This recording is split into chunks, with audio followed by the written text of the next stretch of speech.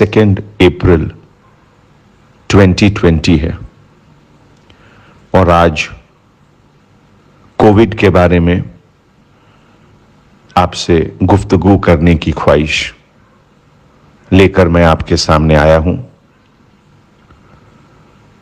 आप जानते हैं कि दुनिया का सबसे अमीर और सबसे ताकतवर देश अमेरिका आज इस कोविड वायरस से जंग कर रहा है और इस जंग में अमेरिका को बहुत परेशानियां हो रही हैं। अमेरिका के राष्ट्रपति डोनाल्ड ट्रंप ने कहा है कि ये इनविजिबल आर्मी का इन्वेजन है अमेरिका के ऊपर, न दिखने वाला दुश्मन जिसने अमेरिका के ऊपर अटैक किया है। और वाकई एक्सपर्ट्स का कहना है कि कोरोना वायरस से जितनी मौत अमेरिका में हुई है उतनी मौत वियतनाम के युद्ध में, वियतनाम के जंग में भी नहीं हुई थी। यहां हिंदुस्तान में अगर आप देखें तो पिछले 3 दिनों में सबसे ज्यादा केसेस रिपोर्ट हुए हैं। 19 अप्रैल को हिंदुस्तान में 1330 केसेस रिपोर्ट हुए थे। 20 अप्रैल को 1553 केसेस और कल यानी 21 अप्रैल को लगभग 1350 केसेस रिपोर्ट हुए हैं। हिंदुस्तान में कल सबसे ज्यादा डेथ 47 मौत अब तक के लिए किसी एक दिन में सबसे ज्यादा यह फिगर है। 47 डेथ हुई हिंदुस्तान में। इंटरनेशनल सीन में अगर आप देखें तो अभी तक 1.6 लाख, 1.5 लाख से ज्यादा लोगों की मौत हो चुकी है। हर दिन 5000 के लगभग लोग मर रहे हैं दुनिया में। केवल अमेरिका में 1700 लोग डेली मर रहे हैं और लगभग 1/4 of world's death is happening in USA. 30,000 case हर दिन यूएसए में रिपोर्ट हो रहे हैं। अभी तक लगभग 7.5 लाख से ज्यादा पॉजिटिव केसेस यूएसए में हुए हैं और 36,000 डेथ यूएसए में अभी तक कोविड-19 से हुआ है। यह मैं आपको इसलिए बता रहा हूं कि आप वाकिफ रहें।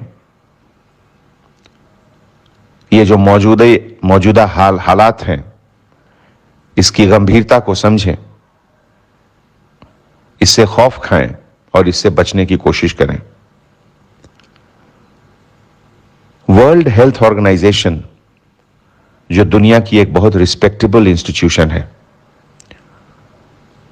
उसके तरफ से कहा गया है कि दुनिया में कोविड-19 से जो जंग हो रही है, इस जंग का नेचर क्या होगा, स्वरूप क्या होगा, यह डिपेंड करता है कि यह जंग इंडिया में किस तरीके से लड़ा जा रहा है।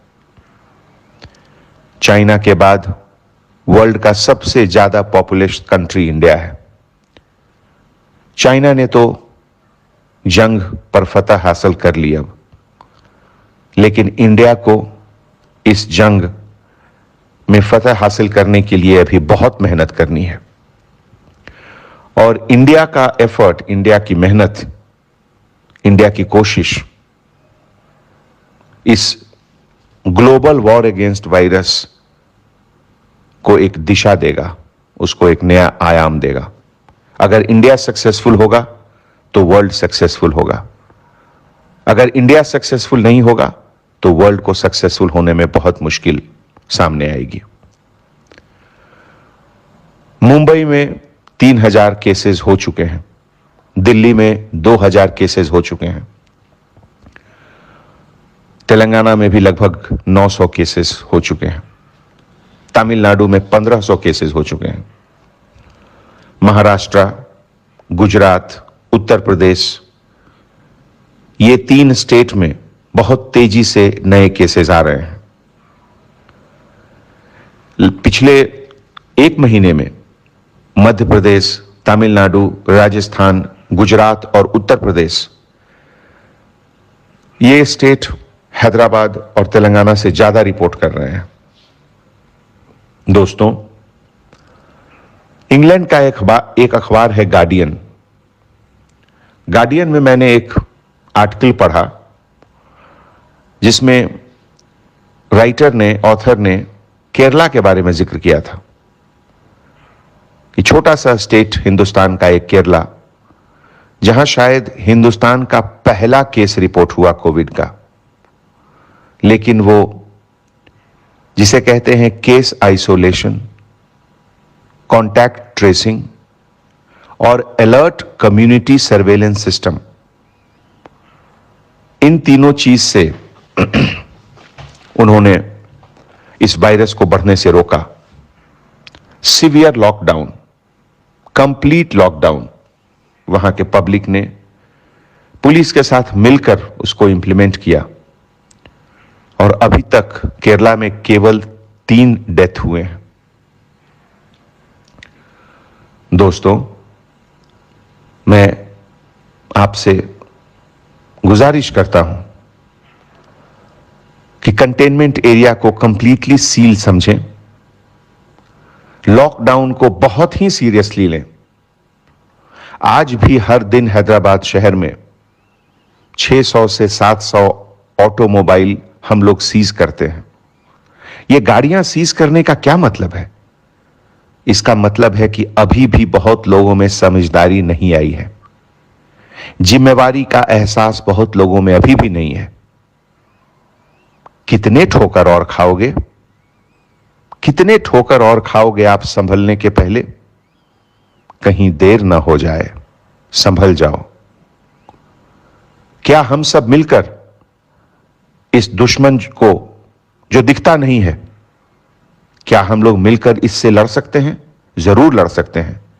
आप घर के अंदर रहो, बाहर हम और डॉक्टर्स मिलकर इसे लड़ेंगे और इसे हराएंगे। मुझे आपसे पूरी उम्मीद है कि आप इस बात की गंभीरता को, सीरियसनेस को समझेंगे और घर के किसी मेंबर्स को घर से बाहर नहीं निकलने देंगे। मुझे आप पर पूरा भरोसा है। Anjani Kumar, commissioner of police, Hyderabad.